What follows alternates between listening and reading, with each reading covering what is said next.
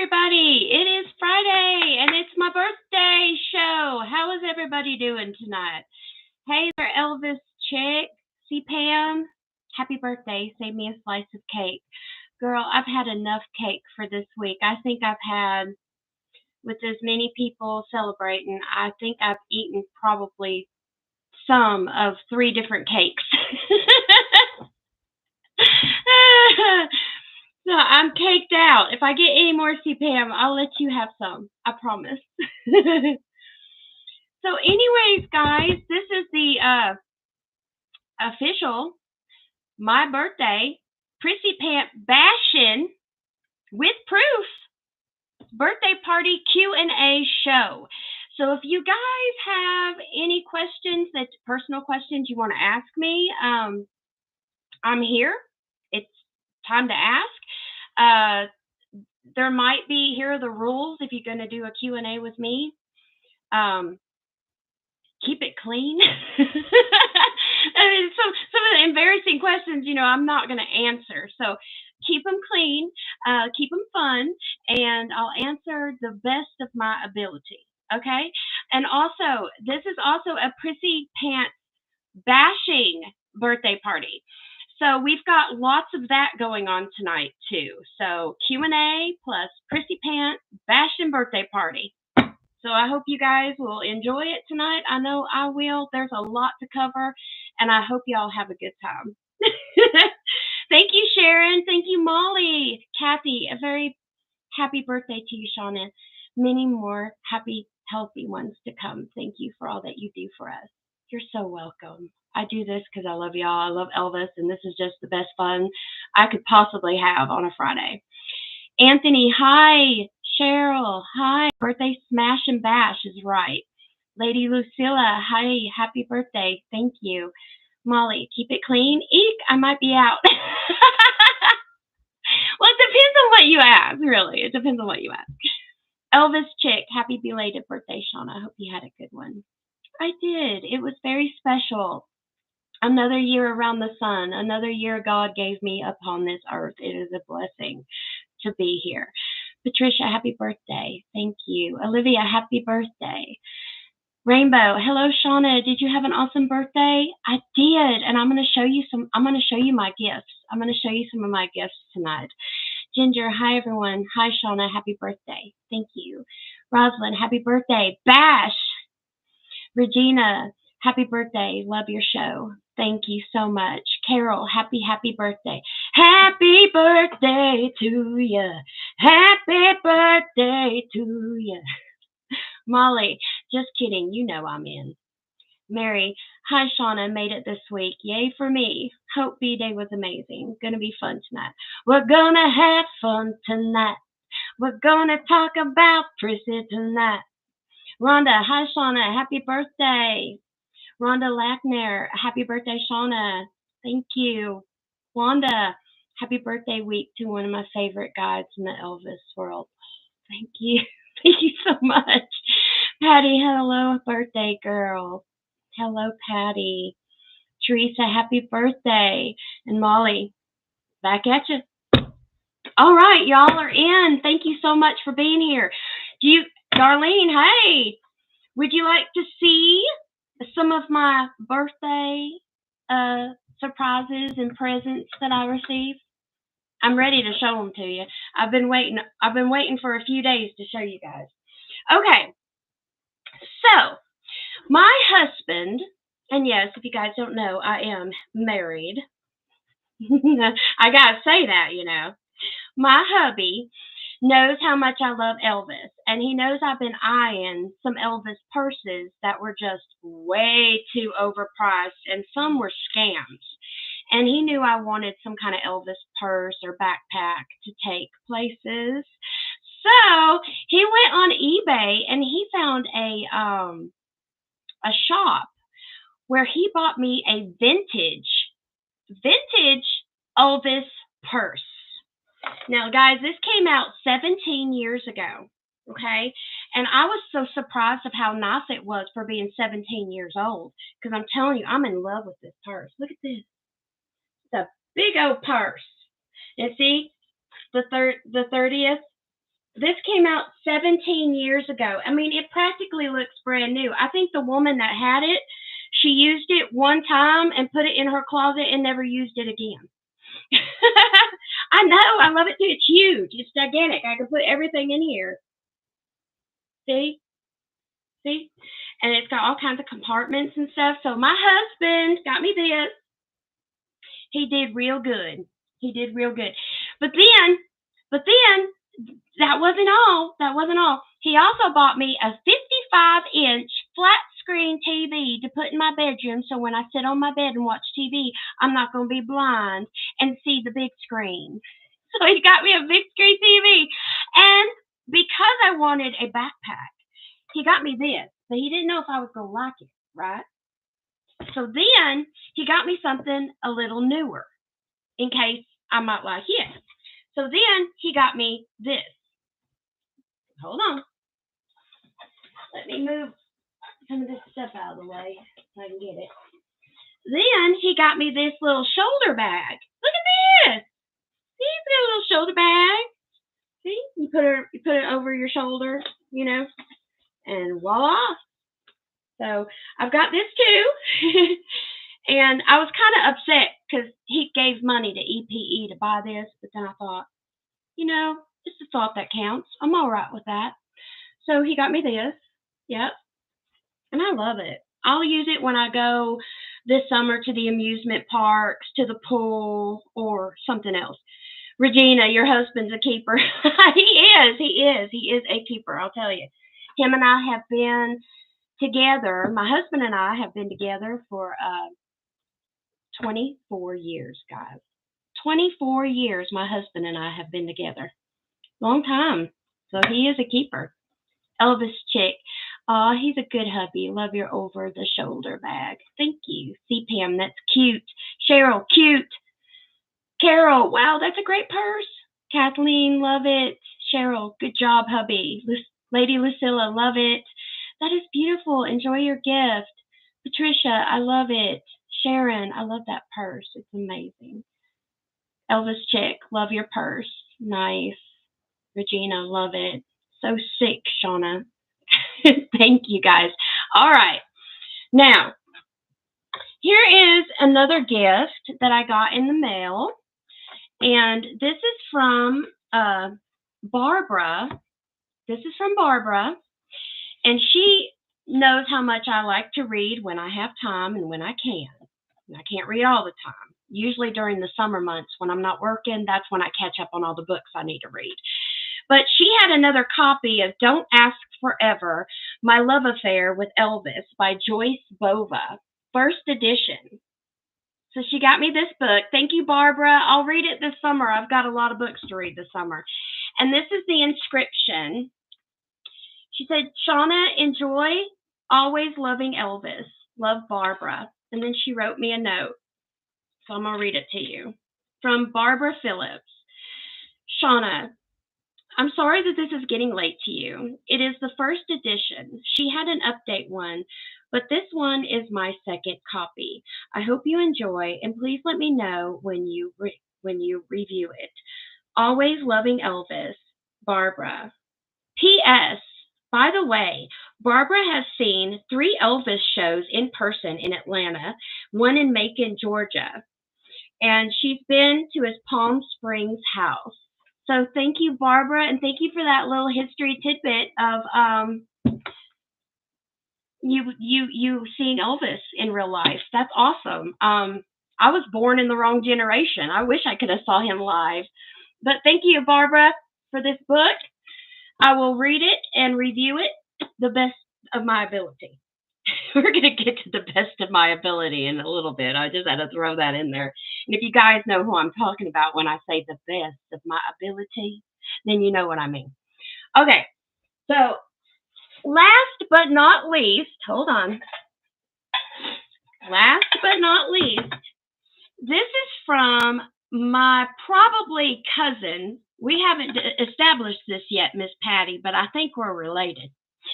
But anyway, Miss Patty, who is in the comments right now, Miss Patty, got me more Elvis plates. And if you guys know my obsession with Elvis plates, I have lots of them, and I'm continuing to get more. I used to collect them when I was a teenager, and I'm starting to collect them again. And y'all have been sending me lots of Elvis plates, and I love every one of them. But Patty decided, because of the love that I have for Elvis and his history in the beginning, from his hometown to when he went to Memphis, she decided to get me these Elvis plates. This is a beautiful Elvis plate right here when he first bought Graceland. It's called Graceland, Memphis, Tennessee. And this plate came out in 1993, and I was 15 years old in 1993. I would have bought this if I could back in the day. So thank you so much, Patty, for this Elvis plate. She got me more, guys. Here is another one. Look at that. Isn't that a work of art? Him driving to Tupelo. Beautiful. I love them, Patty. I really, truly do. And this is because it was Gladys's birthday right after mine. I've been always jelly. I've always wanted to be born on Elvis's mama's birthday, but I wasn't. It was the day before. Mine's the 24th, and Gladys Love Presley is the 25th of April. But she got me this one. Isn't that beautiful? I mean, mwah! Thank you so much, Patty. I'm going to find a way to display these Elvis plates when I can. But I love them. I love them. As far as Elvis birthday stash is implied, I had a wonderful birthday full of love, joy, Elvis stuff to boot. Thank you so much, Patty. Thank you so much, Barbara. Thank you so much to my husband.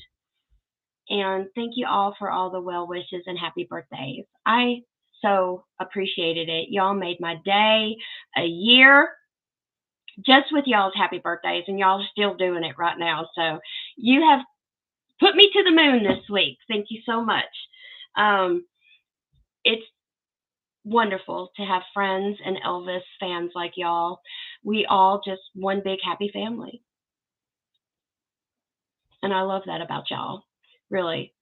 Della Dawn, happy birthday, Shauna. Your husband is great. Well, thank you, Della Dawn. And I have not seen your name before. I appreciate it. Thank you so much. Dolores, love his hair color. Yeah. New York Sue, you deserve it, sweetie. Thank you. Rainbow, where were you born? Oh, this is the first Q&A question, guys. Rainbow, where were you born? Well, believe it or not, and this is so funny because of the way I talk and the way I am, I was born in LA, California. I was born in LA, California.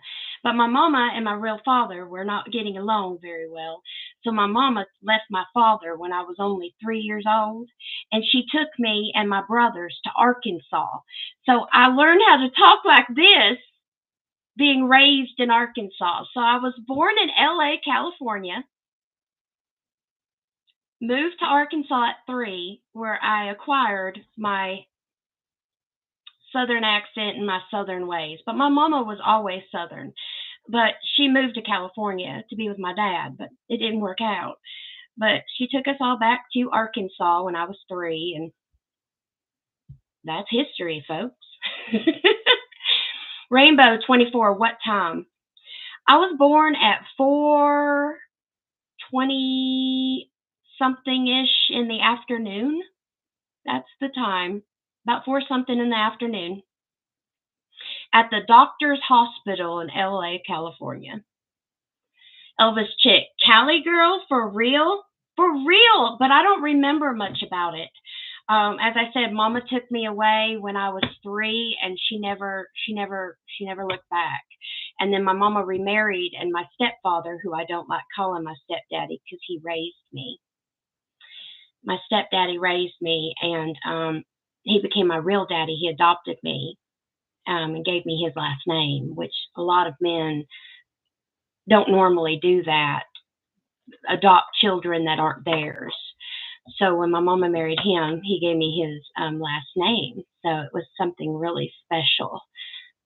So Now you guys know. New York Sue, does your hubby get tired of your Elvis obsession? I wouldn't say tired, but sometimes he doesn't understand it, if that answers your question. It's not that he gets tired, he just don't understand how my obsession is so much. You know, he does cater to it, as you can see. He buys me Elvis things, but he just don't understand it. Why it's so much for someone that he says died, so long ago. New York Sue, it sure does. I understand completely. Well, thank you. I mean, my family dynamic is not any different than anybody else growing up. It's just I had my real father's siblings who were in California who I didn't get to be raised with. I have sisters that I wasn't raised with, but we have connected throughout the years as I grew up. And I had an older brother, but he passed away a few years ago. But I have two older brothers that belong to my mama, and she took me and my brothers with me when she left. So I have siblings from my father's side, and I have siblings with my mama. We all have different fathers. It's not any different probably than some people, but when I was growing up, it was kind of hard to know that I had family that I didn't really associate with. But then I had my brothers with my mama that I did associate with. So when I got older, I started connecting with my other siblings from my real father, and now we're as close as we can be, being that they're still in the California area and I am now in Georgia. So there's that. William Richard. Hello, Shauna. William Richards from DeQuincy, Louisiana. Happy birthday, my Elvis sister. Thank you so much, William. Appreciate it. Cheryl, if Elvis could come back for 5 minutes and sing one song to you, which would it be? Really? Are you guys ready for this? It's my favorite Elvis ballad. There's a reason. It's called Don't. If he could come back and sing me one song to me, I would love for him to sing the song Don't, don't, don't feel this way. That's the song, Don't. I know it's nothing like his later 60s, 70s stuff, but that song holds a special place in my heart. So if he could sing me one song, it would be Don't. Catgirl Blue. Then he's not your stepfather, he's your father. Catgirl Blue, that's how I felt my whole life. He's my father. I didn't really know my biological father too well. I was took away when I was 3. So, guys, come up with your own conclusion. The father that raised me wasn't blood related to me, but he loved me just the same. See, Pam, Elvis will never die. He lives forever in our hearts. Yes, he does. New York City Sue. Yes, Catgirl Blue. That is the truth. He is your daddy. He sure is. He raised me. He taught me right from wrong. He showed me what love was, and he did not mind my Elvis obsession. Sharon, my kids make fun of me because of my obsession with Elvis. I even have a large cutout of Elvis who watches TV with me. You mean as large as well, as large as he is? I always have him watching over my shoulder, folks. New York City Sue, Oshana, we all have those kind of stories for sure. Families are complicated. They are. There's always a dynamic, and we've been talking about this with the Prissy Pants, Lisa Marie Riley saga. It's complicated. There's complicated things in every family. Sometimes we don't like talking about these things, but they're there just the same. Olivia, you know what? That's cool. But thank you, God, you're not Priscilla. Oh, girl, please, thank you. Okay, I missed a few. Hold on. New York City Sue, great song. William, I hope your birthday's going well. It sure did. It sure went well without a bang. It was awesome. Ginger, I have an Elvis obsession too. Ginger, let me tell you something. I think we all do. I think we all do. Look where we're at right now. We all have an Elvis obsession. It's there. We wouldn't be here if we didn't. It's there. We all have one. Uh, New York City Sue. Oh, I love it. I had a great choice. Cheryl, love Don't too. It's a beautiful song. It really is. And Molly, it is. It's a fantastic song. And Elvis Chick, it's a great song. Rainbow, the song Almost in Love would be the one for me. It's good to know. Everybody has a special Elvis ballad song that they have dear to their heart. That's just mine. Patty, that is one of my favorites. I just love Just Pretend too. Oh, Just Pretend is good too, but the first Elvis ballad that I ever connected with when I was real young was Don't. So that's that's where it's coming from. New York City Sue, Shauna, call me Susan. That's my name. Okay, Susan. This is my handle I made when YouTube was young. All right, I'll call you Susan from now on, okay? Ginger, I love Don't as well. Cheryl, Patty, just pretend would be my choice. Or just Sue. I'll call you Sue. I'll call you Susan. Catgirl Blue, does your son understand who Elvis was? Yes. Well, with a mom like me, Catgirl Blue, how could he not? He's learning, but he's like his father in this respect. He doesn't understand the obsession with all this. He's only 10, so what he does understand um, is very few and far between. He knows that Elvis was the king of rock and roll. He knows his mommy is obsessed with him, and he tells all his teachers, well, my mother is an Elvis scholar and she knows his history. And they'll go, oh, is she really? Well, get her down to the school so she can talk to the class. Now, he's done this to two music teachers already, but it's a good thing I'm friends with this music teacher that he has now because she's an Elvis fan too, and we have conversed. So, he knows as much as he can for being 10. That's all I can say. Molly, like Al Green said, Elvis will probably forever live on. He was right. Well, he's definitely not forgotten, that's for sure. Olivia, Don't is the one I love to sing. Do you? It's hard for me to sing that song. It's so high. I am not real good at high notes. I just love the way he sings it, though. Patty, I freely admit my Elvis obsession. Well, you go, girl. You go, all y'all. There's nothing to be ashamed of being an Elvis obsessed person. Rainbow, I was also a birthday day 24, baby. Different month. Oh, that's probably why your handle's Rainbow 24. I kind of had a feeling that you and I were both 24 days type of gals. I just did because my number is 24. I use it for everything. I play the lottery with it. I use it as my one of my favorite numbers. Elvis loved the number 24. Did you know that? Elvis was obsessed with the number 24 and the number 13 and the number 8. So it's a full circle. William, I love any Elvis Presley era in music or movies because Elvis is the greatest of all time. Well, William, you just ain't whistling Dixie on that one. He sure was. He sure was. I love all his songs.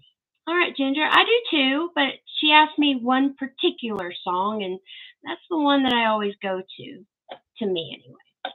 Elvis Chick. Question: if you ever could have met Elvis, what would you have said to his beautiful face? Probably, hey, God broke the mold when he met you. I just want to stand by you and ask you 50,000 trillion questions. Is that okay? It would have started with something like that. William, I love the song Are You Sincere? Oh, that's a good one. Susan, nobody understands us. It is true. Nobody. I think some people do. The people that are obsessed with other entertainers, they probably have an idea. They just don't understand why it's Elvis for us. Cheryl, don't on a 45. Played it till the grooves wore out. Girl, to even own Don't on a 45 was must have been a blessing. Couldn't find that cheap if you wanted to. Elvis chick, I love you from Olivia. Oh, I love how you guys love each other. It's awesome. Ginger, I get you, Sue. Olivia, Elvis, I love you. We all love you. We love you tenderly. Tenderly. Susan, my favorite song or ballad changes with the week. Such a night is this week. It's such a night. What a night was it really was. Such a night. Elvis chick, I love you too, Olivia. Rainbow 24. Did you watch Big Little Lies, Elvis theme night? Don't was performed. No, I have not watched Big Little Lies, Elvis theme night. No. Is it on YouTube? Can I find it? Cheryl, I did one of my term papers on in high school on Elvis. You did? I've done lots of book reports on Elvis growing up. Oh, who are you gonna write your paper on? Elvis. Of course, Elvis. It was always Elvis. I never did anything that wasn't Elvis involved in high school. I was known as Little Elvis. There was just too many kids that used to make fun of me growing up that have apologized later on in life than being an adult. So it's kind of funny. The kids and high schoolers that used to make fun of me for my Elvis obsession when I was young have now written me and messaged me and called me and met me at my hometown telling me, oh, we're so sorry for the way we treated you, Shauna. Elvis was much more of an entertainer than what we thought. It is funny. Let's see, I missed a few. Rosalind, Just Pretend is my favorite 70s song. I Was the One is my favorite early Elvis song. It's a good one. Susan, Rosalind, great songs both. Really, you can't go wrong with any. Queen Scott, happy birthday, Shauna. May God bless you and many more in return. Thank you. I appreciate it, Queen. Cheryl, I still have the 45. You do, but the grooves are all worn down. It's on Prime Video, Rainbow. Okay, I'll see if I can find it. I have Prime. William, get the Elvis CD called 30 Number One Hits. That song is on the whole CD. It's remastered. I think I might have that. I don't know. I'll have to check my CD collection. Rose, my parents saw Elvis in 1956. Then we saw him together in March of '77. Bitter they are, harder they fall is this month's obsession for me. The bitter they are, the harder they fall. I love that song too. It's a good song. Did you get my Elvis video I sent you? No, I didn't, William. If you could send it back to me, I'd appreciate it. I didn't get anything in Messenger that I can't tell. If I did, I would have responded back. Usually it takes me a couple of days. If I hadn't responded back by now, then I must not have got it. Let me look. It's under William, right? Let me see.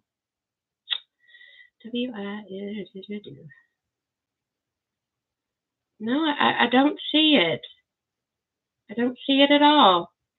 Please send it back to me. I must have missed it somewhere. I did not get it, William. Cheryl, wasn't Don't on his second album? Second or third? New York City. Oh, sorry, Susan. Thanks. Good to know that I didn't watch it either. Chloe, Elvis was so. It is Chloe, LLNWT, is it not? If I can remember correctly. Elvis was so famous that in the 90s I had a wrestler in WWE, the Honky Tonk Man, based off of him. He was kind of funny. I remember that guy. Gina, buenas noches, Shauna, and happy birthday. Thank you, Gina. Susan, I'm jealous of you guys who saw Elvis live. Me too. I wasn't in the right generation. Rainbow, Elvis Chick, hi, where have you been? Good to read you. William, I love the Elvis Presley CD. Elvis did it, son. It's a good one. John Brooks, hey everyone. I hope everyone's having a great Friday night. Yeah, we're trying to. I'm going to start getting into, my nose is running. Hold on. Wish I had a tissue. Ugh. The worst time not to have a tissue. Ugh. Elvis, if you guys have any pollen problem like we do, it's awful. There is yellow powder on everything outside, and when you open the windows, it comes inside, and me having allergies, it just don't mix. Patty, you made those kids in high school eat their words. They don't understand then that Elvis was the GOAT. He has sold 1.6 billion records worldwide, and they are still selling today. Oh, I know. They apologized to me, Patty, later on and laughed, like, oh, we're so sorry we made fun of you. Susan, oh, that stinks, Elvis Chick. Rainbow, that would you have wanted Elvis to say to you when you first met? What would you have wanted Elvis to say to you when you first met? Girl, really?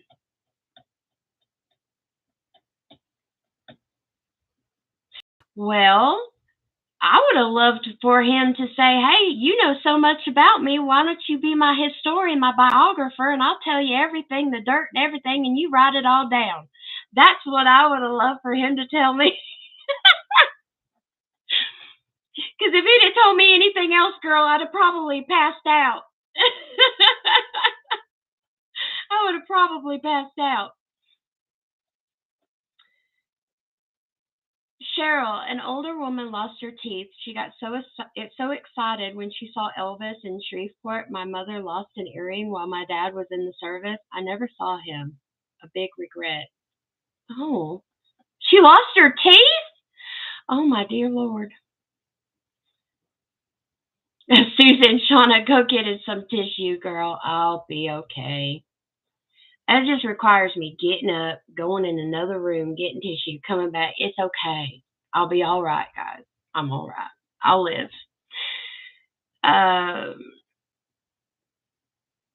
Andrea saw Elvis in 1975 in Fresno, California. He was awesome.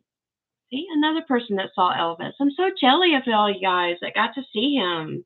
Wow. Ginger, I was made fun of in high school too, but not because of Elvis. Well, there are other reasons why I was made fun of, but most of it was about Elvis. Susan, hi, Ginger. Excuse me. Elvis Chick, Shauna, I'd die meeting him. I know, like I said, I would rather him say that to me, because if he'd have said anything else to me, I'd have probably just passed out. I don't know. I just don't know. Amy, yes, you made it, honey. You're only 30 minutes late, but we haven't really gotten to anything. Not really. You can watch the rest of it, the beginning of this, when it posts later. You can see all the Elvis gifts I got for my birthday. That's really pretty much all you missed. Maybe a couple of Q&A questions that was asked to me personally. Oh, it's Lori. I gotta remember that. I'm so sorry, girl. It's Lori. And by the way, happy birthday. The reason why we have pollen is because the trees are almost all male trees. Female trees don't have pollen. Yeah, I did watch a documentary about that. We killed off all the female trees, and now all we have is male trees, and that's why it's so miserable for everybody across these United States. It's a long story. There's a documentary about it. Susan, I would have passed out, and I never pass out except once when I was donating blood. Cheryl, I would just say, wowzers. Susan, those men, laugh out loud. So, I've got some stuff to tell you guys. Are you guys ready? Are you guys ready for this Priscilla bashing time we're going to have? I am. let me give you some things that's happened in the last few days. I know you guys have been waiting for this, waiting for what I was about to say on all these issues. I've got stuff to say and then some. So y'all get some popcorn, get your favorite drink, pull up the seat, put your feet back, and get ready because I'm going to spill some tea. And there's some tea that you might not even have known. And thanks to some researchers out there that send me stuff, which I'm going to credit them, you're going to find out some things tonight that you guys probably didn't know. But because you came here, you're going to know. So here we go. I'm going to start all the way up here because we got a lot to go over. Okay. All right. So, you know how Prissy Pants is always telling that Elvis is the love of her life, right? I wanted to add something, and this is from Melissa. So I wanted to add something to you guys. This is from Melissa. The most telling interview of Priscilla is the one of Barbara Walters. When her book came out, she said, and I quote, "I was under a spell or something. I thought, what love?" I'll say it again. Something she thought was love.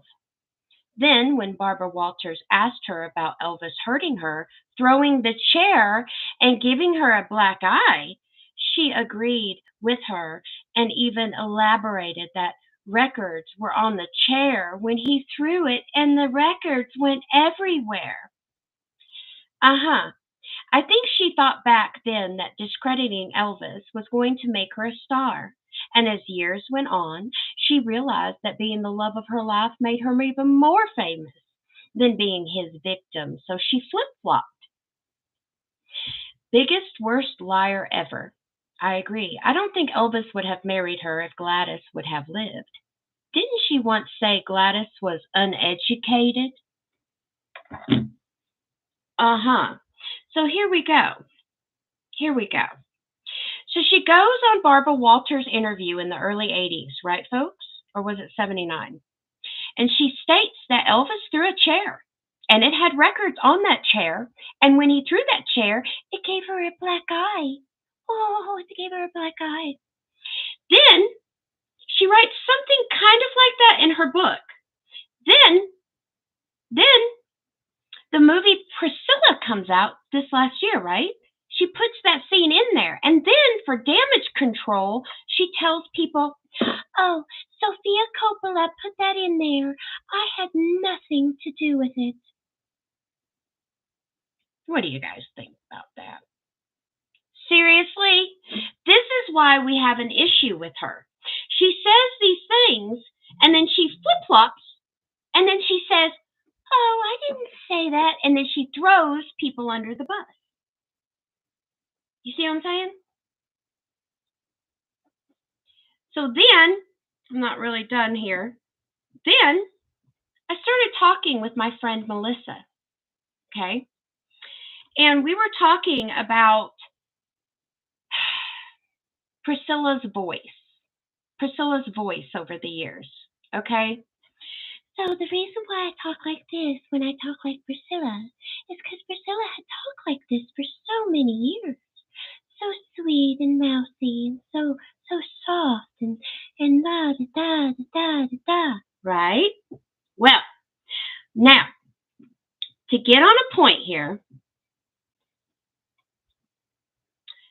the voice that you've been hearing all these years, the voice like this, is fake, guys. She's been using that fake voice all these years. And guess who called her out on that? None other than Jo Smith, Billy Smith's wife. So I wish I could show you this clip, but I want you to hear this clip. It's not a matter of you seeing Prissy Pants say this. It's a matter of you listening to her voice. So I'm going to play this for you, okay? I want you to hear her voice now. She made a video a few days ago telling all of her followers that she alone answers all the questions. I seriously doubt it. There's not enough time in the day for her to answer all the comments on her stuff, so we know it's her PR team, but she had to throw it out there to make herself look good, right? So listen to her voice. I'm going to play it, and I'm going to put it as close to the camera as I can. Listen to what she sounds like now. Okay? Hi, this is Priscilla Presley. I'm glad you enjoy my social media, and I just want to make it clear that it is me that's responding, reading and responding. Take care and stay tuned. Bye-bye. Hi, this is Priscilla Presley. I just wanted to say it's really me responding to your messages. Do you hear her voice being regular? Now, I'm going to show you a clip thanks to Melissa because she's the one that asked Billy and Joe Smith about Prissy Pants' fake voice. So I'm going to play the video now of Melissa asking Billy and Joe Smith the question and what Joe Smith says in return about this fake voice Priscilla Presley's been using all these years. So let me get it. See, it's right here. Now listen very closely to what Joe Smith has to say about this. Did Priscilla always speak in a low, this is just a personal question, low, weird, soft-spoken voice, or is that just for the camera? Did she always sound like she does now, or is that kind of more camera and Hollywooded up? They laugh. She never talked in a real low tone to me, with us. Now, her voice, I know what you're talking about. I think she's, pushed it up a notch. Like the Hollywood type. Almost, I guess what they're calling is kind of like the whisper. Yeah, the soft. Yeah, okay. Now, I've noticed Jerry talks that way too. Jerry Schilling, he's always talked.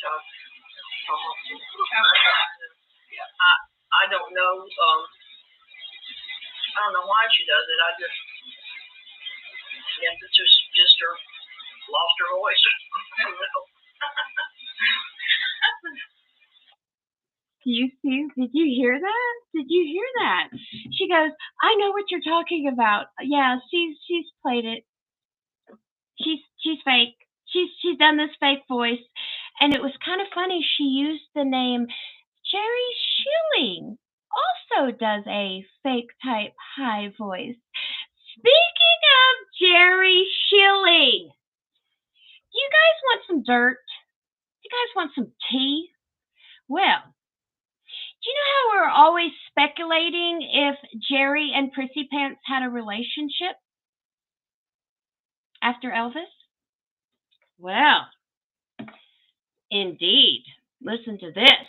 I got you some more dirt for you guys, okay? Thank you so very much. I'm going to tell you, thank you so very much, Nessa. Nessa, this is credited to you, baby. So Nessa went into some newspaper archives, and she gave me something that's very enlightening, and I want to read it to you and show you the newspaper clipping so you guys know I'm not just reading something. This is real, okay? I got to make it bigger because this is so small. This is dated Sunday, September 24th, but it's like sometime in the 80s. So I got to read this.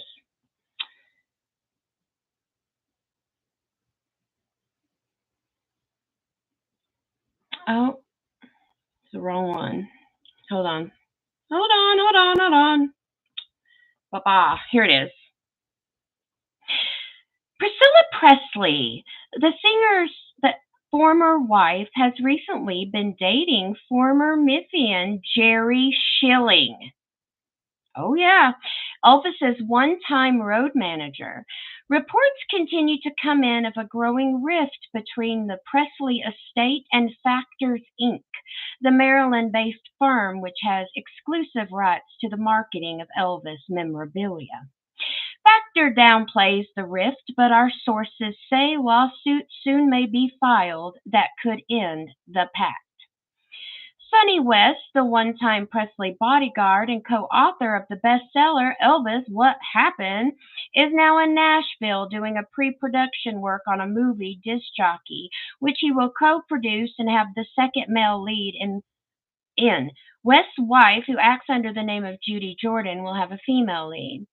Vester Presley, longtime gatekeeper at Graceland Mansion and uncle of rock and roll, recently complained to a reporter about all the commercialization of the Presley name and legend. Across the street from Graceland, Vester Presley's newly published book, Presley Speaks, was being hawked by street vendors. Linda Thompson, Presley's longtime girlfriend, is resting at her Memphis home this week after filming several segments of the TV show Hee Haw in Nashville. This is what it looks like, folks. It is an actual read it, and where the red is where I just read it. It says, and again, Priscilla Presley, the singer's former wife, has recently been dating former Memphian Jerry Schilling. Right there. Thank you, Nessa. So Nessa has confirmed that indeed Jerry Schilling and Priscilla Presley did have a little wow wow like we thought. Thank you, Nessa. I mean, I didn't even think that there would be a newspaper clipping possible with this information, but here it is. This is from Good Evening by Bill E. Burke.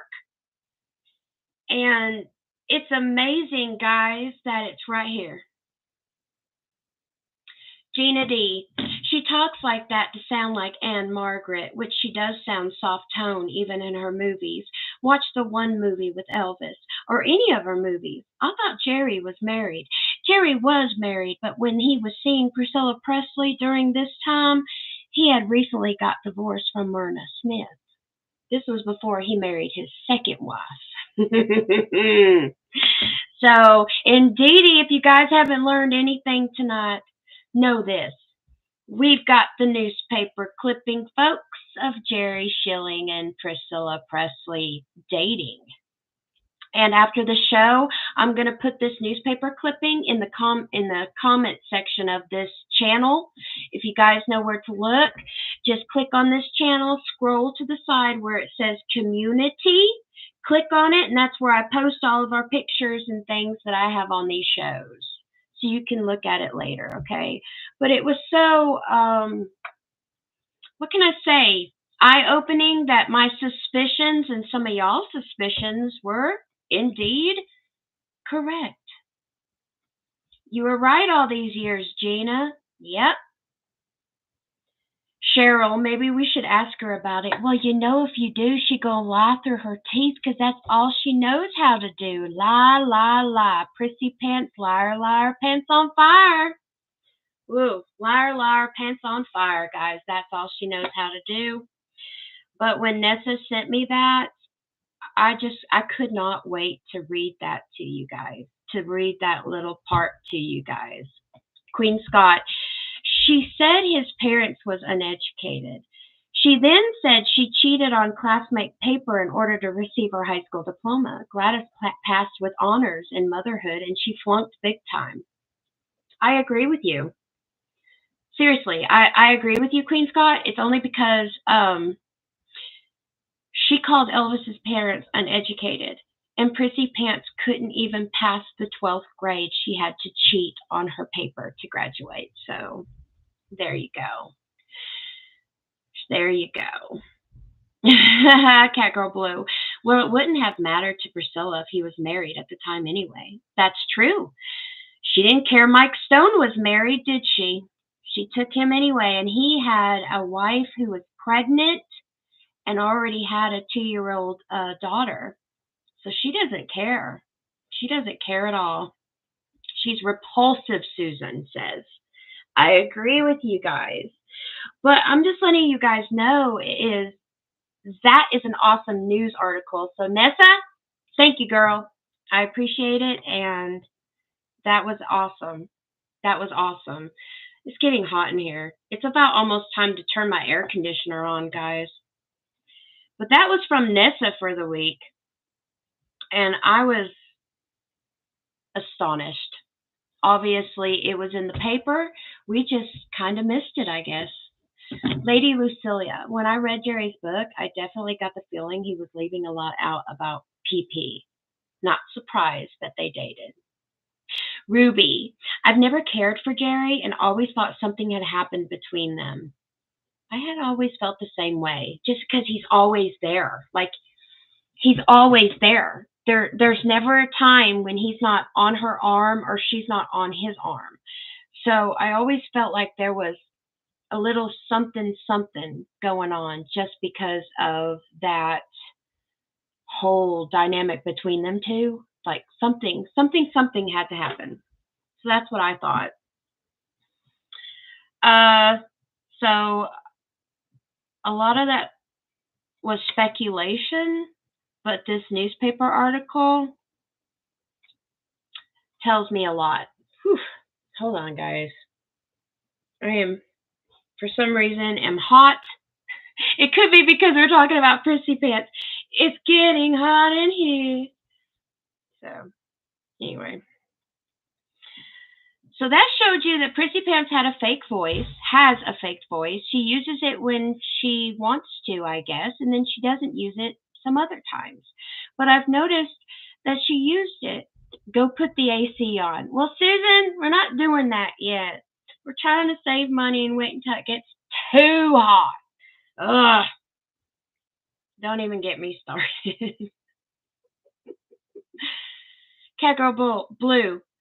Bill E. Burke is a famous writer who wrote books about Elvis.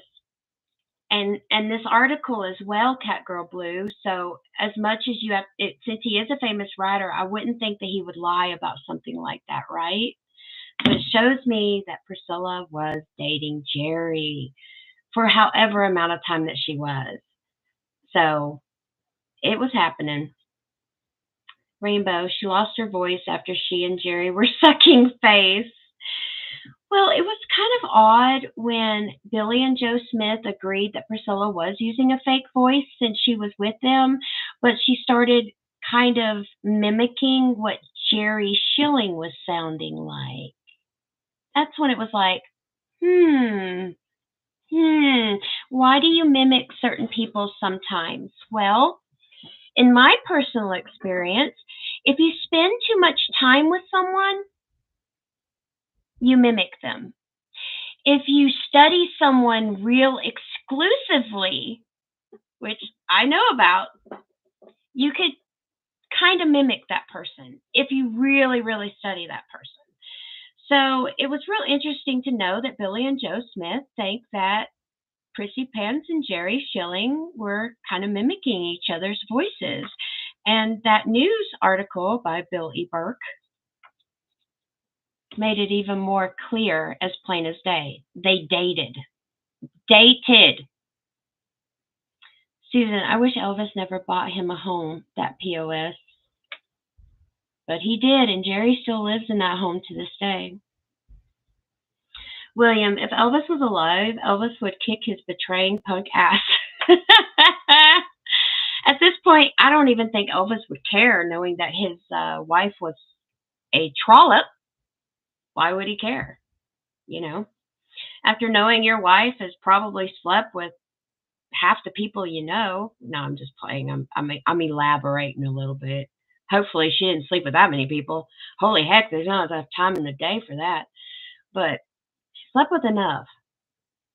Molly, gross to even picture them together. She used him against Elvis in the past. We remember. We always remember, Molly. And that's the thing. That's the difference between us real Elvis fans and just people that occasionally like Elvis. We study him. We do research. We know the history of these people. So we know the truth. You know, it's other people that are sprinkling sugar on it and saying that this is the truth. And we know it's not. So there's that. Also, let's get to what Priscilla Presley posted 2 days ago. So Priscilla Presley posts this.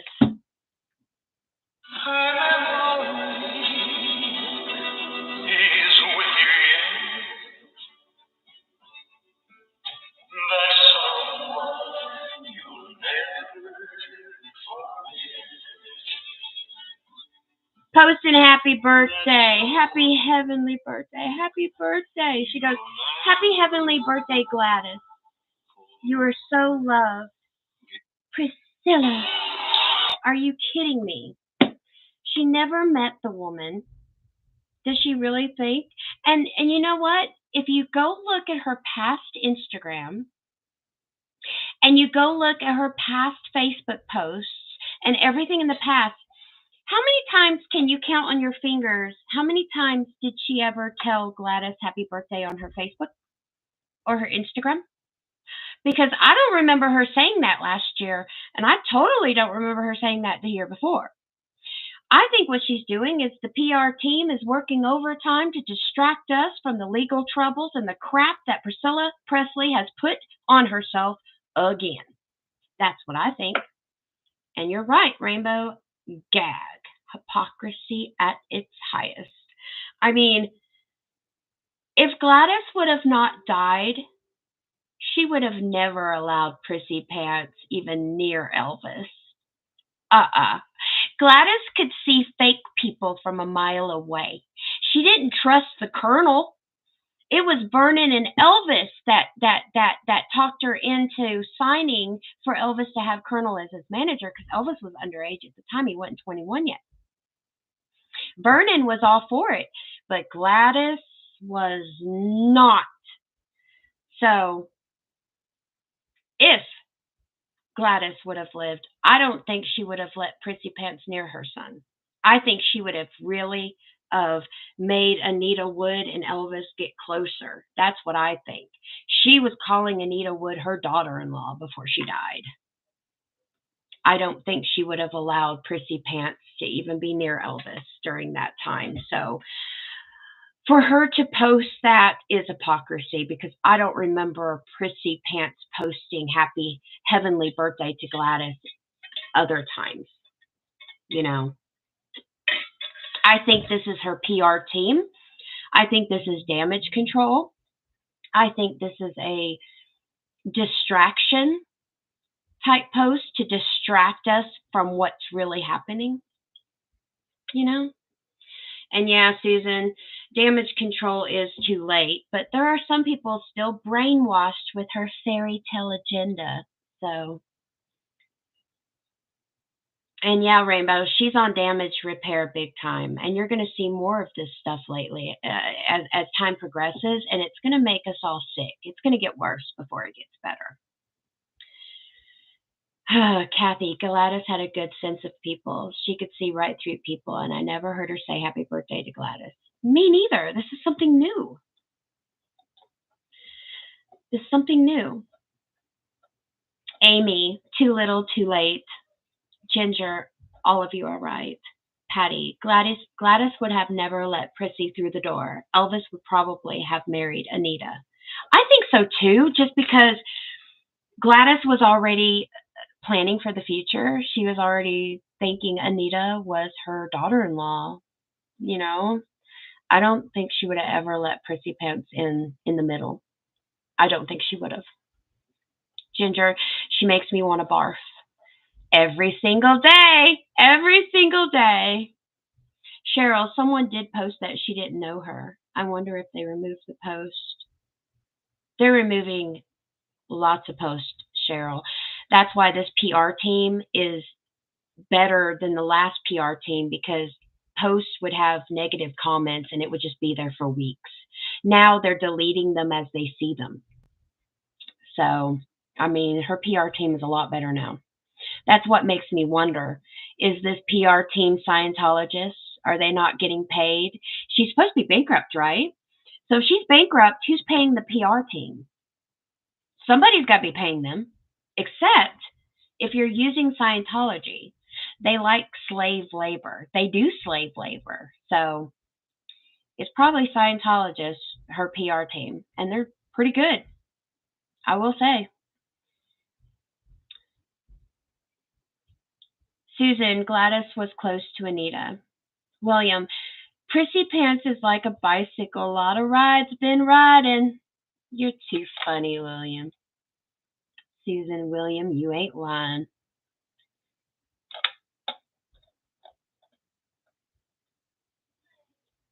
Hold on. I missed something.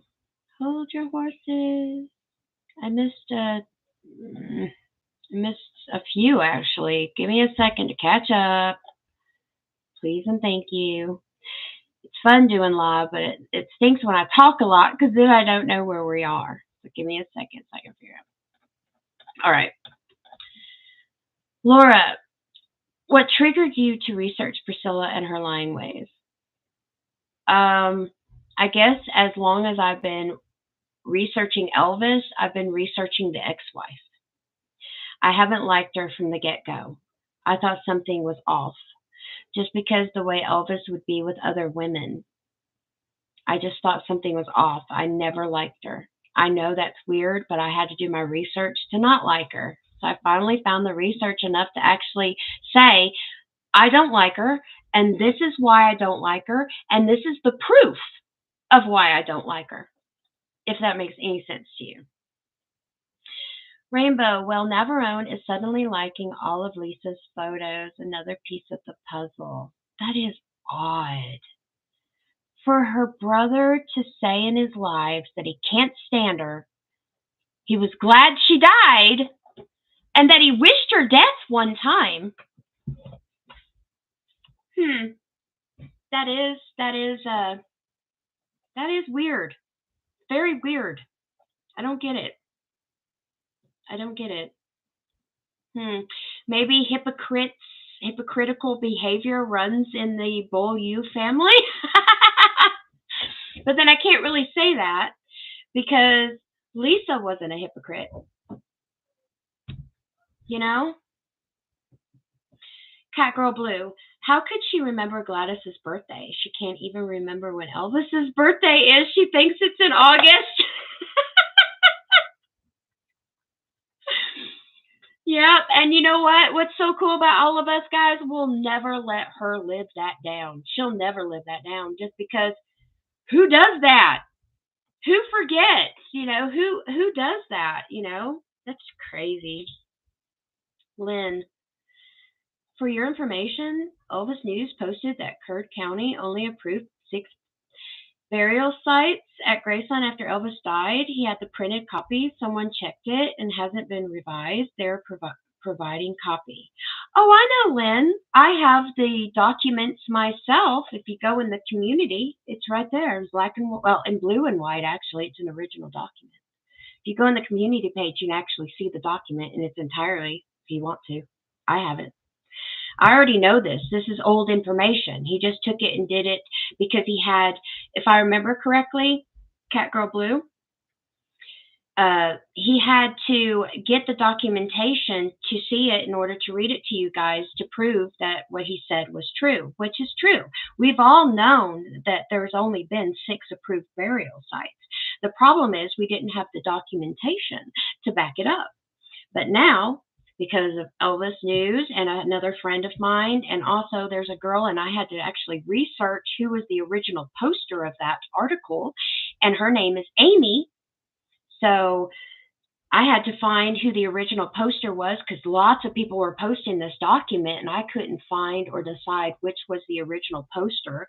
But once I found who the original poster is, I realized her name is Amy. She's a good researcher, and I have the document, but I didn't get it from her. I got it from somebody else. It comes through the grapevine. But if you want to see it, Lynn, it's in the community page if you want to see the document. Thanks, 11389000. Jerry has the most boring personality. God, he's dull. Yeah, but some people like his book for some reason. I've never read it. Tell me if you guys enjoyed it. I don't know if it's true or not, but, you know, I've never read his book. But I know a lot of people have. Patricia. Oh, I can't see you. Hold on. I missed it. Oh, no. Hold on. Patricia. So does that mean she's still in the cult, but she's telling everybody she's not? It's either that, or she's really out of the cult, but they're using her and she's using them. Does that make sense? We all know that Prissy Pants uses people to suit her agenda. And then when she's done using them, she gets rid of them. So you guys come up with your own conclusion. Amy, there's a way around that. Just talk all the crap you want about her on your own Insta and then tag it at Priscilla Presley. I've done that. I do it on Facebook all the time. I make these little shorts bashing her, and I tag her all the time in it on my YouTube channel. So, Tangia, can EP stop Priscilla from being buried at Graceland? No, but we all thought the city of Memphis could. I mean, the zoning is only made for 6 graves, and Priscilla dying and, well, Ben dying, and then Priscilla burying him there, and then Priscilla dying, and then Lisa dying, putting herself there. That's 6 burial plots, right? So by law, there shouldn't be allowed any more burial plots because Lisa designed it that there's 6. Vernon designed it that there's 6. Okay? So then you got Gladys, Elvis, Vernon, Minnie Mae. Then you have Ben, which Lisa put him there. And then you got Lisa herself. That's 6. So there's no room for more. There was only zoning for 6. So that means, okay, that in the settlement between her and her granddaughters, Riley said that she will bury her grandmother there to the best of her ability. And we've all talked about this before in the past, and Rhonda and I did a show about this last year. The best of her ability. What is the best of Riley's ability? She has to go by the law, folks, and right now, there's only zoning for 6. So we're all praying that this stops Prissy Pants. But you guys have to also consider something. Riley probably already knew that there's only 6 burial plots and there can't be any more, so that's why she said, to the best of her ability, to get her mother to leave her alone. I mean, her grandmother to leave her alone, to cave in to leave her alone. But as you guys have to remember, we're talking about this on a daily basis. We've looked at this up. We have the research. We have the documents. If we can look this up, don't you think Priscilla can look this stuff up too? I mean, she could look this stuff up as easy as we can. She could try to use this. So let's just keep praying to God that this stops her from being buried there. But we're never going to know until she kicks the bucket. We have to wait till she dies in order to find out what's really going to happen, folks. But I hope that this document keeps her butt out of the backyard at Graceland, because Lisa would have not wanted her there. You wouldn't want to be buried by someone that you haven't even talked to that much in 8 years, that stole your money. I know she wasn't talking to her. A lot of people behind the scenes knows that Lisa and Priscilla weren't talking in almost 8 years. So I don't think that she ever intended her mother to be buried in that backyard. If she did, she would have put it in her trust that her mother could be buried there, and she never did.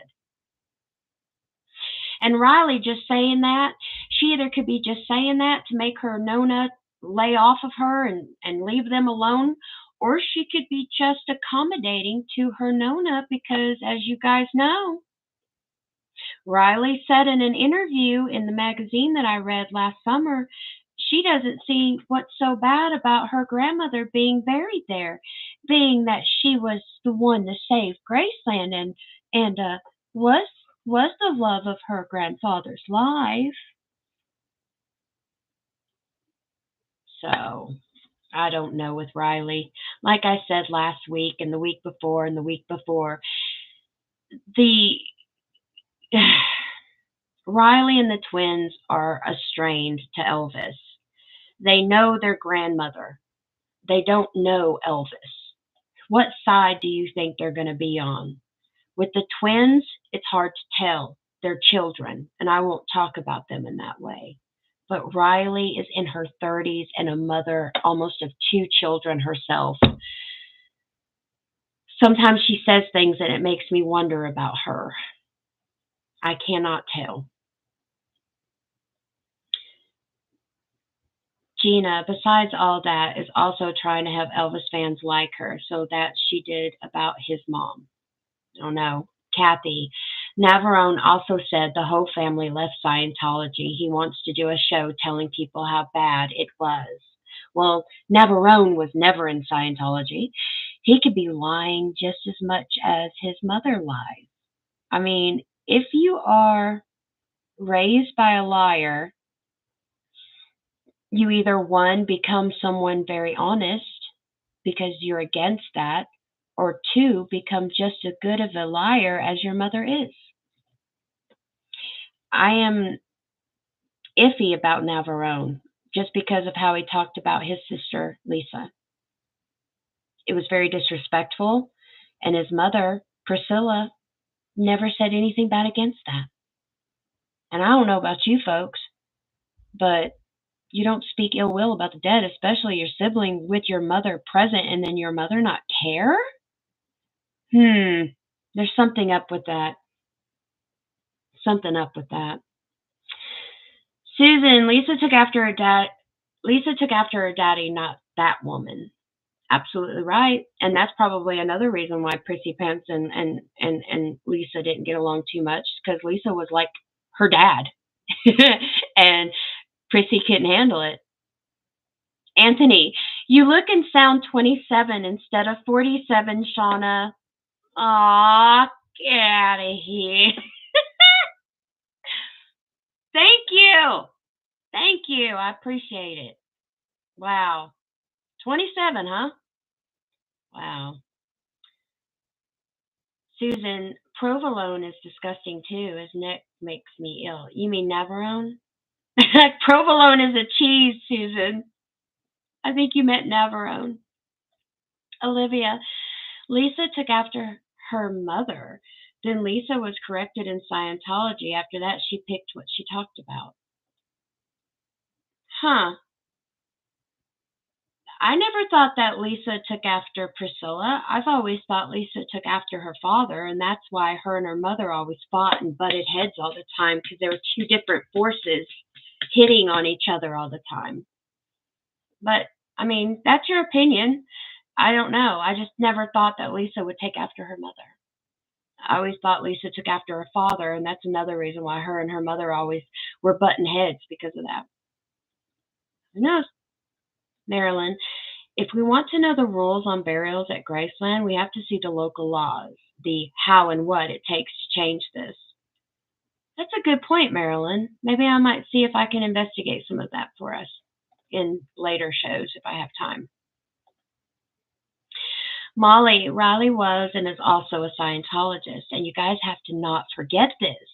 Riley's father, Danny Keough's parents, are founders with L. Ron Hubbard of Scientology. That's a big thing. And that's always iffy to me, because Riley's dad, Danny.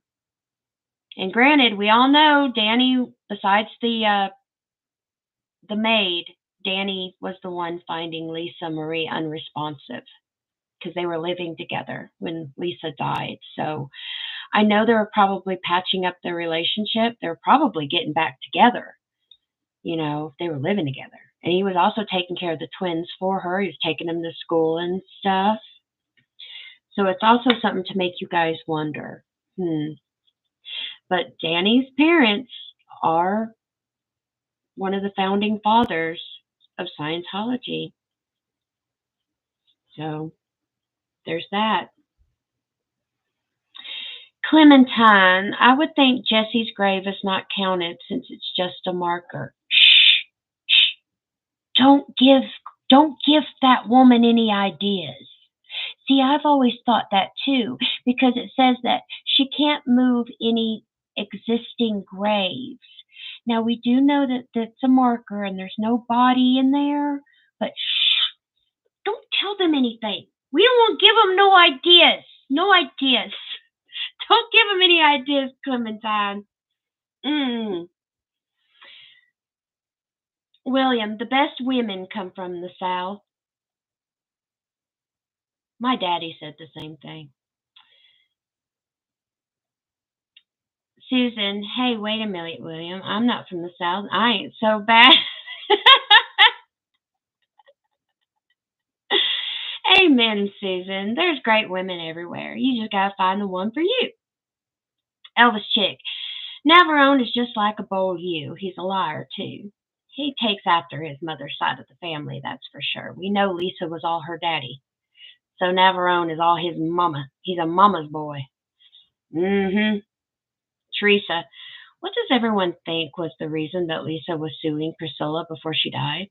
I would have loved to know what all this is about. I pray Riley finished the book exactly like Lisa wanted. Well, she was suing Priscilla. Well, she was suing her old manager, Spiegel, because Spiegel and Prissy Pants was taking money away from her every year that she didn't know about. Like, he was charging her $500,000 to be an executor of her trust.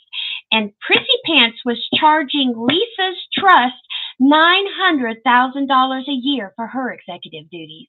And when Lisa found out about that, that's over $1 million a year just being burnt in a fire. And when Lisa found out about that, that's when she started going to the courts, and that's when she tried to sue them, and that's when she did. So when she found out all this stuff, that's when she took Priscilla Presley and Spiegel off of her will and trust and put Ben and Riley in their place. She's like, I don't trust my mom and this manager anymore. I'm going to give the executive rights to my children because they deserve it more than this old lady just scrounging almost $1 million of my inheritance away a year and not doing nothing. That was her thoughts. Queen Scott. Shauna, I agree. Priscilla can read and research. So can Riley about her grandparents. That's true, but is she? Is she researching about her grandparents? That's another issue. I mean, oh yeah, she named her daughter Tupelo, right? Okay, she had to do some research to know that's her grandfather's hometown, but does she know anything more about him? She seems less interested the more interviews that she does about her grandfather, if you guys pay attention. Her mother's the one that loved her father with all her heart. Riley is estranged from her grandfather. And when she talks about Graceland, it's all bad memories for her. It's all bittersweet because every time they visited, all she ever saw was her mother break down and Lisa putting herself in Elvis's bedroom for days at a time. And she thought it was something dark. So, I don't know, guys. I'm iffy about Riley. I'm not saying that I don't like her or nothing. I'm just saying I'm iffy. I'm iffy about her right now.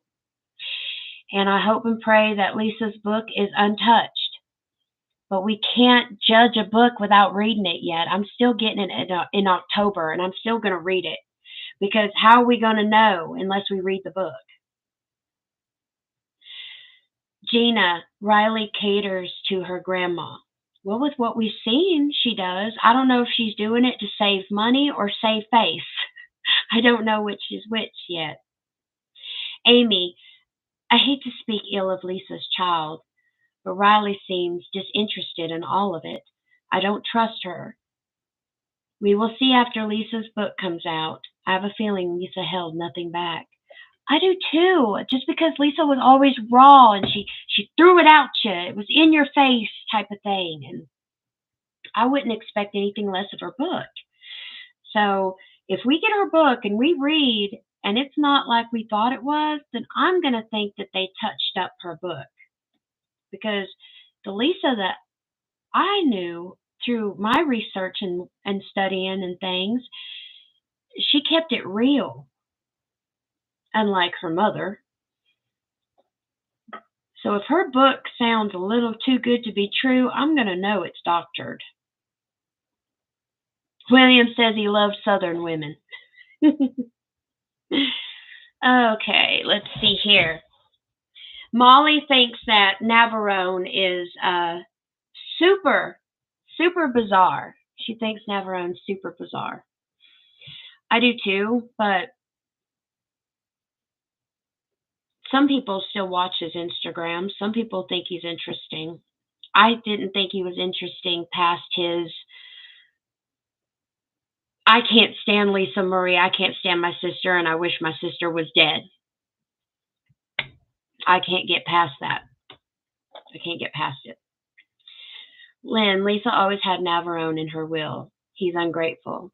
He is ungrateful. And you know, my personal opinion is I think that Prissy Pants talked Lisa into giving him one night. Oh, honey, give him just a little, just a tiny little bit. I mean, just, so he doesn't feel left out. You never know. Olivia, Amy, I feel you're very wrong.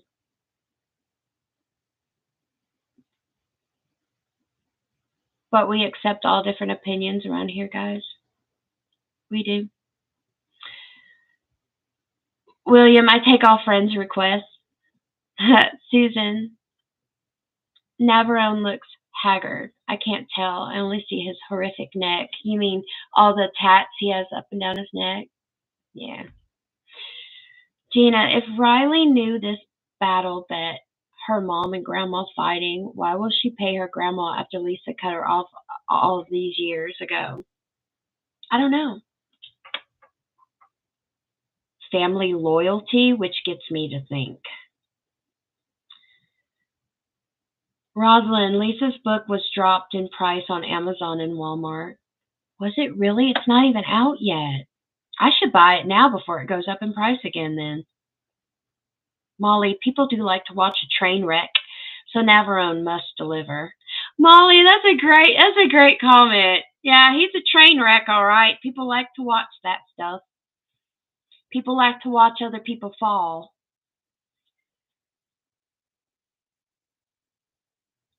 Oh, let's see, show here. Susan,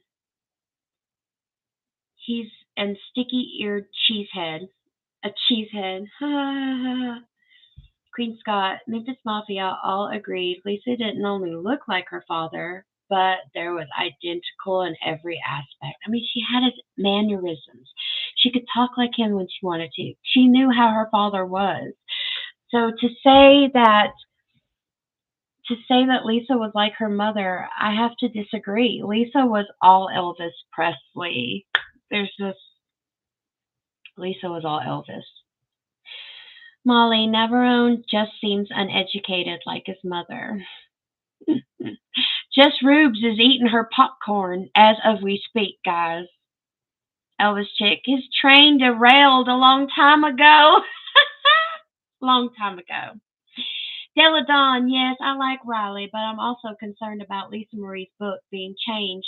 If Prissy finds out anything, I have it ordered also. Maybe they're not going to change it. Maybe Prissy can't touch it right now.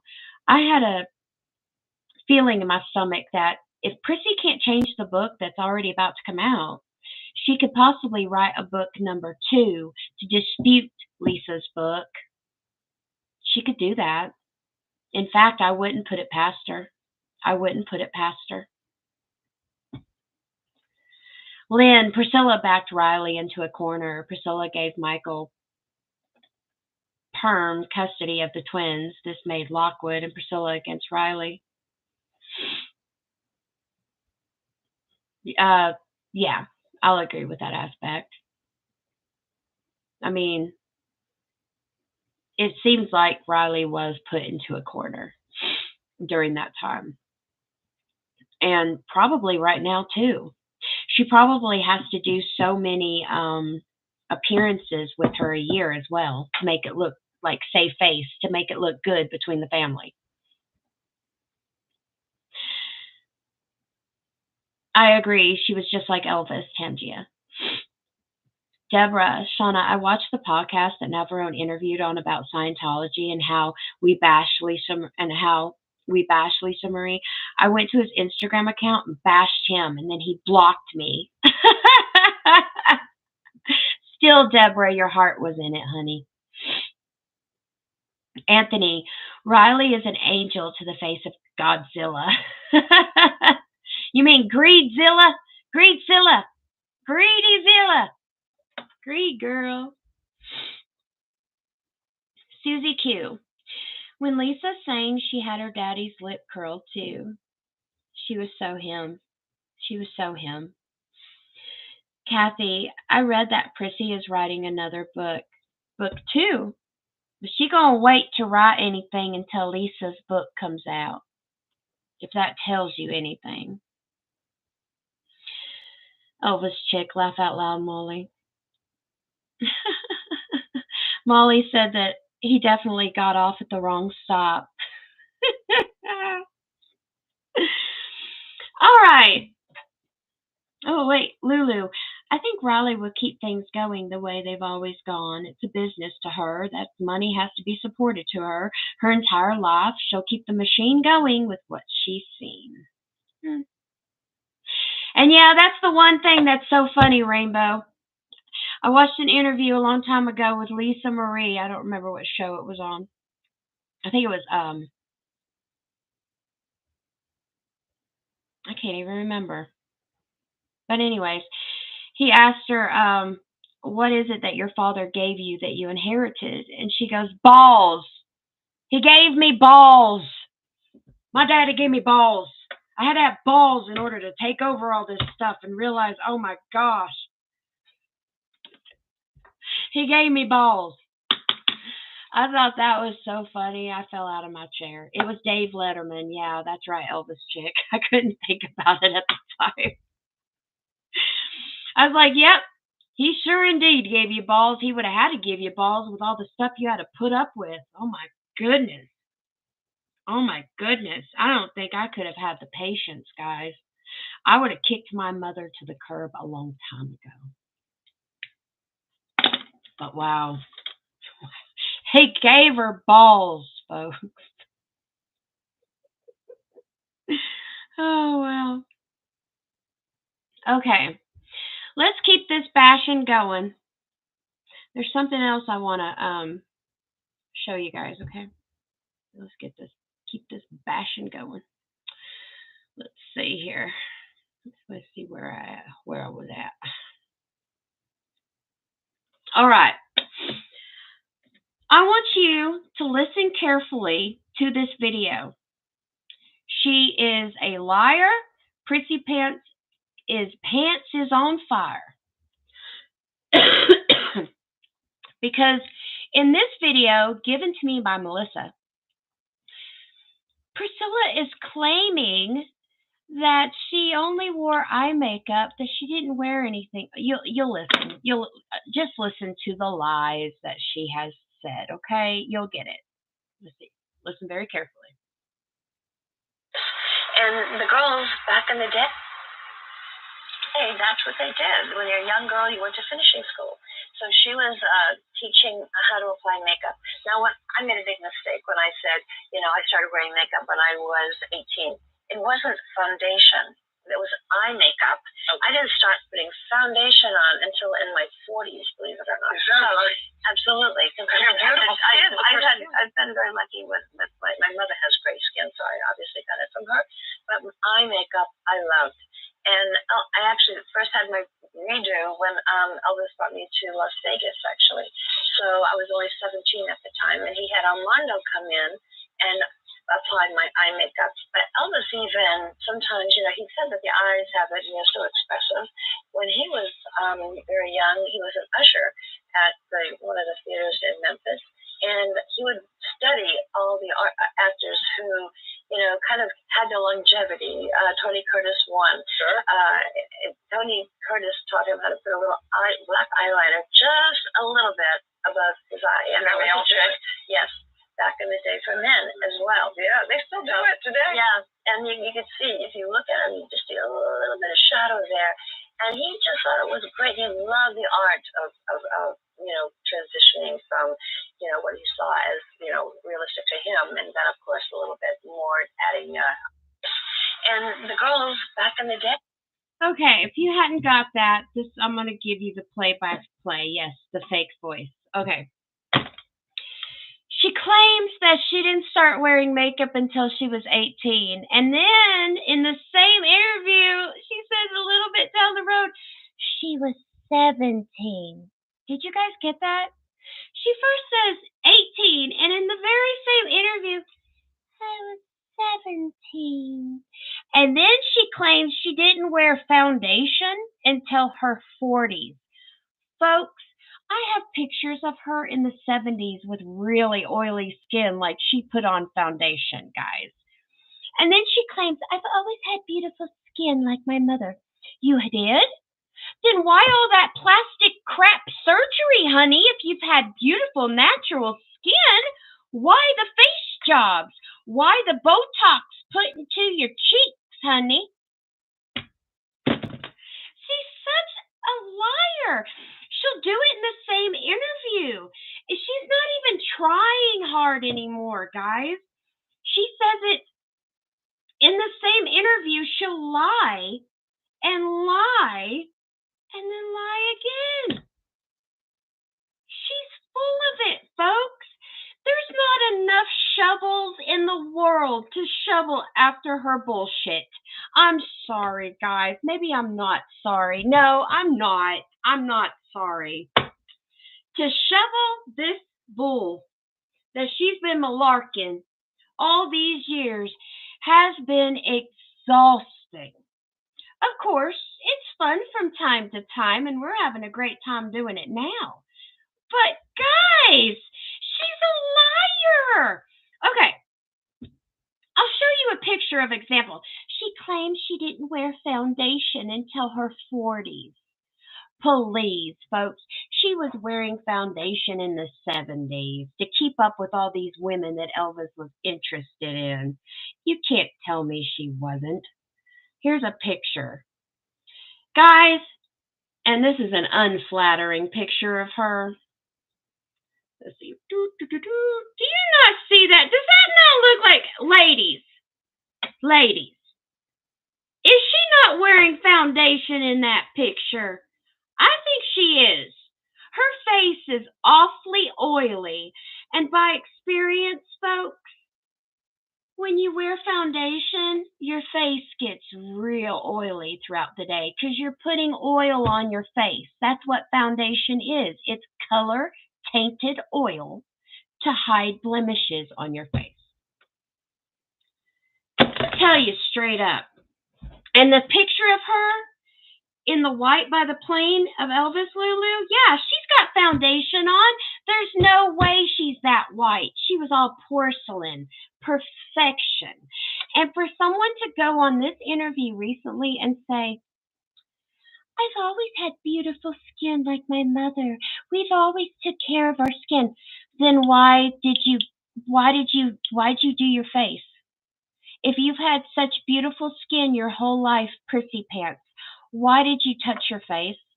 Why did you change your face? Why were you constantly changing your face with the facelifts and the fake Botox they stuck in your face that made you look like the Joker from the Batman movie? Because now it's like, seriously. Yeah, Susan, her chin looks 12 feet long. And she's orange in that picture, Amy. You can't tell me that wasn't foundation that made her orange. She lies about everything. She lies about her makeup. She lies about her perfect, beautiful skin that she has. She lies about her relationship with Elvis. She lies about her relationship with her daughter. She lies about everything. She lies. She's so fake. She uses fake voices. Hello, I am Prissy Pence, and I'm the biggest liar known to man. I will lie to lie again, because guess what? I'm Elvis's true love, and I know how to lie. Just like, talk in your original voice, lady.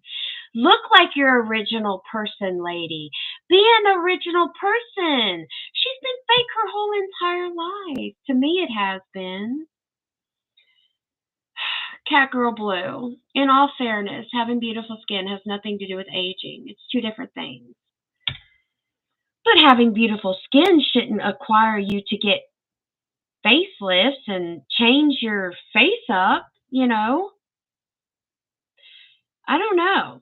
Some of the days when I go to work, I just wear powder. I don't wear foundation. I just put powder on my face, a little lipstick, and some mascara, and I'm out the door. You know, I'm almost 50. Can you guys guess that? I've never had work done. I know I'm going to start looking my age eventually, but I'm not going to be the first in line to go get Botox put in my face, to get a facelift, to change things, to make myself look big, to go, I'm going to get my lips so big. Look like a Kardashian. I'm not doing that. But obviously, there was something about her that she couldn't accept herself, that she couldn't age gracefully, Catgirl Blue. You know, when I see certain comments from some people on her pictures, some of them will say what I just said. You know, why didn't she just age gracefully? She was beautiful just her face wise by herself. She didn't have to get anything done. You know, I would have been interested to see what she would have looked like now, natural. But then again, she's rich, she's famous, she's a celebrity. That's what they do. Facelifts are thrown out there like party favors if you're in Hollywood. You know, it's no big deal. But yeah, facelifts are about lifting skin and muscles, Catgirl Blue. It can sag and still be beautiful skin. It's gravity. I hate gravity, but I'm not going to go get anything done anytime soon. You know, what's up must come down, including other things, including other things. But I don't know. I think everything about her is fake, Catgirl Blue. I do. I do. Susan, you're so right, Molly. She has fake so long she doesn't know who she is. Ruby, my mother passed away at 79. Oh, honey. Susan, yeah, I'm lazy too, Shauna, and no, you don't look your age, hon. I can be lazy. I mean, when I do my shows, yeah, I've got full makeup on. Are you kidding me? I'm on camera. Y'all seeing me, right? But when I go to work, or if you met me at Walmart, or if you and I were walking on the street together and we bumped into each other, I wouldn't be wearing a lot of heavy makeup. I usually leave the house during the day with powder, just powder, lipstick, and mascara. That's it. That's it. But when you get me on these shows, I'm full makeup, okay? Gotta be. I'm on camera now. I'm not going to be on camera with no makeup. You're never going to see me like that. No way. Susan, you're right, Molly. She has been fake so long she doesn't know who she is. Just Rubes. My mother had beautiful skin and never wore foundation. Yes, she aged, but she aged gracefully. That's what I'm saying. I was like, a lot of people were interested in what, you know, Prissy Pants would have looked like if she would have aged gracefully, but she didn't. She got all that work done. And I agree, Catgirl Blue. She used to be gorgeous, but that bogus surgeon destroyed her face. But that's what you get for trying to save money. And also, just because she was good like this, beautiful like this, don't mean she was beautiful here where it counts. Yeah, she's a beautiful woman in the face, in the body, everything. She didn't have big boobs, though. But right here in her heart, where it counts, it wasn't beautiful. Would y'all like me to read you an insert from a book that Elvis owned himself and wrote in the margins? That might give you an idea. I think Elvis was doing this because he was thinking of Prissy Pants. This is just my opinion, folks. This is another bashing little agenda that I had in here tonight. But I'm going to read this to you, and I'm going to show it to you. I'm going to tell you what book it's from, but Elvis wrote in the margins of this book what he thought. Now, I don't remember who was the original poster of this. If I did, I would shout out to them. because I love to give the credit where credit is due, but I can't remember for the life of me where this came from. Okay, so the book is Mata Hari and the Famous Spy. And this is the book picture of Elvis. And I'm going to put all these pictures in the community page after the show so you guys can see them later. But it's a picture of a book, and that writing up there is Elvis's handwriting, and there's inserts and little lines here and there where Elvis wrote in this book. I'm going to read this to you, and you tell me what he probably thought when he read this. I met this extraordinary woman several times. I knew her under many names of Madame Zeal, Mata Hari, Baroness von Meegen, and in the latter stage of her life, when during the war she posed as a neutral under the name of Madame Van Houten. Of all the remarkable women my profession caused me to meet, I must give a unique place to Mata Hari, and I think if I cannot class her as the most beautiful, I can claim that she was the most bewitching, the most fascinating, the most dangerous. The only reason I escaped falling a victim to her toils, as far better and clever men had done, was simply solely because as a beautiful woman she had no heart. In my unusual career, I met many so-called bad women. But though it may sound an extraordinary thing to say, I believe I can truthfully state that I've never met a bad woman who had not some redeeming feature of self-sacrifice, love, or affection that ran like a golden cord through her life. Mata Hari has the one exception. She was handsome as a queen, fascinating, intelligent, beautiful. My curiosity constructed nature, however, called for a sentiment. To that call was no answer. That was the only reason I escaped. Perhaps at the time I first met her, her heart was already dead. Let me repeat this. Perhaps at the time I first met her, her heart was already dead. All kinds of stories had been circulated about her nationality. After I got to know her well, the tale she told was that she was half caste. Now, in this book, Elvis had underlined these words. Let me read them. I think he was thinking about Prissy when he did this. I think he was. The words that Elvis underlined were most bewitching, fascinating, dangerous. As a beautiful woman, she had no heart. As a beautiful woman, she had no heart. I think Elvis was reading this book, read that passage, underlined these words because he was living with a woman just like that, and her name was Priscilla. That's my opinion, and I'm sticking to it. I'm sticking to it. So, there you go. What do you guys think? Molly, she's a witch, you know. Black magic. She's a black magic woman. She a black magic woman. Ginger, I think you're right, Shauna. He's talking about Priscilla. I think he was underlining the margins of this book, thinking about Prissy Pants. I truly do. Susie Q, an amazing observation, Shauna. Thank you. You know, every once in a while I'll come up with one or two. Catgirl Blue, when did he underline it? Sounds like Priscilla. It does sound like Priscilla. Now, I don't know what year Elvis underlined this book, but this book was in Elvis's possession. This is his book. That is his handwriting on top. And I'll put the picture in the community page, Catgirl Blue, when we're done, so you can look at it, okay? That is his handwriting on top. And he just underlined these words. And when I read them, I was like, as a beautiful woman, she had no heart.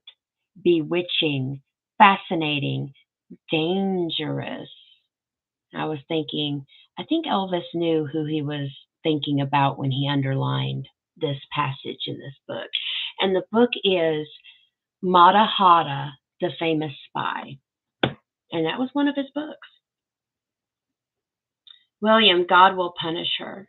Well, she's going to meet her maker eventually, William. Molly, Elvis definitely did that with intent, underlining. And that's what he would do. He would read all kinds of books. And if it applied to something personal in his life or someone he knew, I mean, he would put notes in the margins and underline words, lots of words, and it made sense if you actually could read it. Gina, I agree with you, Molly. That's probably how she got Elvis. Catgirl Blue, I have no doubt he was thinking of Priscilla. I don't either, just because we know how Elvis's habits were when he read books. He didn't just read a book, folks. He wrote in the margins. He would change words. He would make little word plays. I mean, there's no doubt. I think he was thinking of Priscilla when he was underlining these passages in this book. I mean, who else could he possibly be thinking of? Lady Lucilla, very intriguing, but I gotta go. We'll watch the rest of the chat tomorrow. Good night and happy birthday, Shauna. Thank you, Lady Lucilla. I appreciate it. Witchy woman. Yeah. Witchy woman, see how high she flies. Susan, I want her punished in this life, though. A lot of us want her punished in this life. We think it might be happening. I mean, as you know, Rhonda had a show this week, and she was talking about the Bridget Cruz lawsuit with Prissy Pants. Some karma is coming. It might not be divine justice karma, but it's some karma. It's some karma. Rainbow, definitely Priscilla, and then thinking back to Gladys's warning. Yeah, I know, guys. Patty, I agree with you, Shauna. It's probably his thinking about who Priscilla really was. No heart, dark, empty. Remember, guys, Elvis told Linda Thompson that he tried to teach Priscilla how to love and have empathy, and it just didn't stick. It just didn't stick. You just can't teach people something like that. It has to become natural. So it's just a matter of observation. And when I saw this book and saw his underlining, I just popped in my head, this has to be him thinking about Prissy. It has to be. Catgirl Blue. He told someone that Priscilla was not warm and passionate, that you can't reach that. I think it was Linda Thompson, Catgirl Blue. Amy, it's probably why she burned his books, if all that wasn't another of her lies, too. Yeah, that's true. Catgirl Blue, you're right, Shauna. It was Linda. Yeah, it was. And Susan, Elvis wasn't a stupid man. I don't know why he didn't realize you can't teach someone to have empathy. You can't. You can't. You either have it or you don't. It's called a conscience. I don't think she has one. Do you guys think that she has a conscience? I don't think she does. That's my personal opinion, folks, okay? All right. And Miss Ruby, thank you so much. Happy birthday. Thank you, Princess. I love you too, Ruby. But anyways, guys, I want to tell you guys, if you haven't already, tell Miss Tanya thank you for the graphics. I'm going to post her graphic on the community page too. Tell her thank you for the beautiful graphic for the week. She still does an amazing job, and I love her to death. Keep her in your prayers, okay? And, well, that's pretty much it. I'm about to say that's all, folks. I know what you meant, Catgirl Blue. You meant you can't teach it, not reach it. I got you. I just don't think that she ever had a conscience. And I think it's been a lie, a facade, an act, however you want to say it, her whole life. I don't think she knows how to at this point. I don't think she knows how to be herself. I think that she mimics people. I think that she uses people to suit her agenda, her narrative at the time, and when she's done, she throws them away. I think, I don't know. But that's just what I think, guys. Elvis gal, I think after the marriage, Elvis gave up on her. I don't doubt there was affection, but love is something else. I think he gave her affection because she was the mother of his child. Anything else was gone after that. Kathleen, good night, sweetheart. And Lynn, she's a narcissist. They don't have empathy. They don't. They don't. Normally, people like that mimic other people. They mimic other people and other people's emotions because they can't come up with their own. So they mimic others.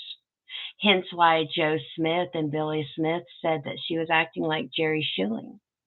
And of course, you heard it here too tonight, folks, with that newspaper clipping of that famous writer for Elvis stating that Priscilla Presley and Jerry Schilling were dating.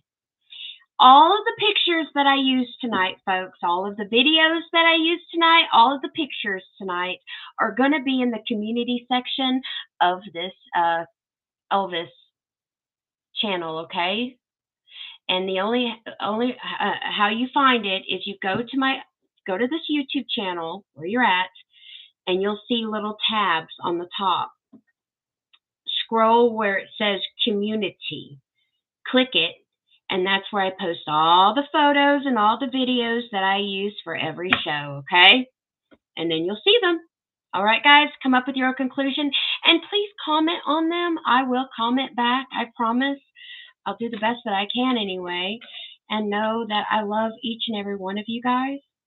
I want you guys to stay safe out there. I want you guys to know that you are loved. I love you. You could have went to any Elvis channel tonight, folks, but you didn't. You came to mine, and for that, I love you guys, and I thank you so much, and you hold a special place in my heart because you have chosen my Elvis show tonight. So thank you so much. I really appreciate it, guys. And I will see you guys next week. And let's see what else that she gets herself involved in, okay, guys? And if you guys have any thing you want me to use for a future show, just find me on Facebook. I'm under Shauna Fleming. And I've got a Facebook group called Tenderly Loving Elvis, just like this YouTube channel. So come join the group. We're a big, happy Elvis family, and we learn and we love on my group, just like we do on these shows, guys, and this channel. Okay, guys? I know I love all y'all. See y'all later. TCBTLC. God bless y'all. And you know what? I'll see you on the other side, folks. I love y'all. You be safe out there. God bless y'all, okay? I'll see you next week, I promise. Bye, everybody.